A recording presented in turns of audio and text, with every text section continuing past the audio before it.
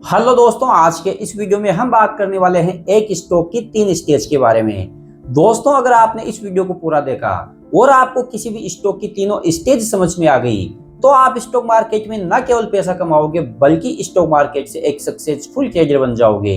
दोस्तों, इस वीडियो को देखने के बाद आपको स्टॉक मार्केट की साइकोलॉजी समझ में आएगी कि किसी भी कंपनी के स्टॉक की कैसे मूवमेंट होती है, वो कैसे कैसे ऊपर चलता है, कैसे कैसे नीचे आता है। अगर आप इस वीडियो को देख लेते हो तो इस वीडियो को देखने के बाद आप आसानी से ये पता लगा पाओगे कि स्टॉक अभी कौन सी स्टेज में है और यहाँ से स्टॉक ऊपर जाएगा या स्टॉक नीचे आएगा।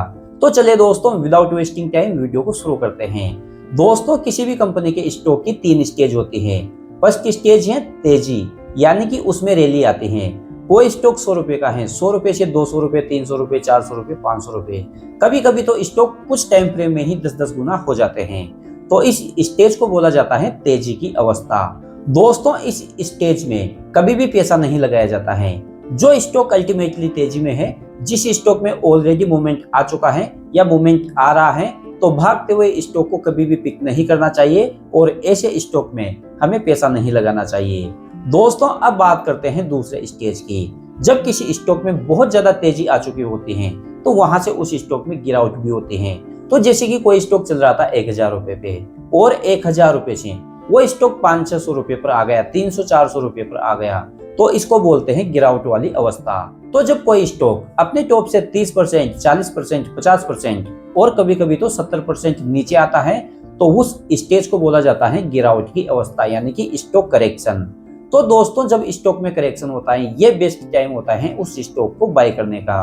तो जब भी कोई स्टॉक अपने टॉप से 40, 50, 60% नीचे आ जाए, अगर कंपनी अच्छी है, कंपनी के प्रॉफिट की ग्रोथ अच्छी है, कंपनी का फ्यूचर ग्रोथ प्रोस्पेक्ट बहुत अच्छा है, तो हम उस स्टॉक को बाय कर सकते हैं।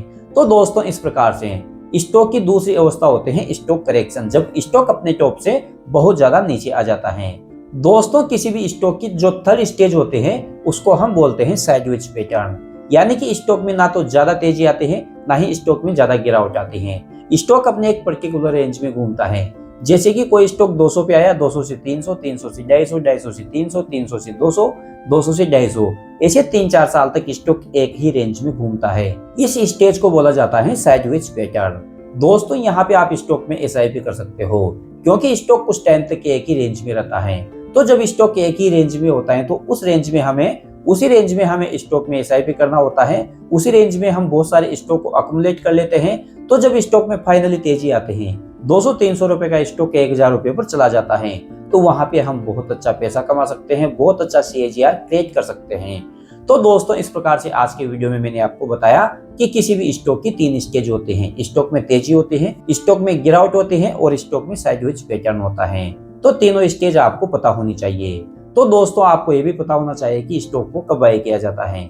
जब स्टॉक तेजी में होता है तब बाय नहीं करना है, जब स्टॉक में गिरावट होती है तब स्टॉक को बाय करना होता है, और जब स्टॉक किसी साइडवेज पैटर्न में चल रहा हो, एक ही रेंज में घूम रहा हो, तो वहां पे स्टॉक में एसआईपी करना होता है।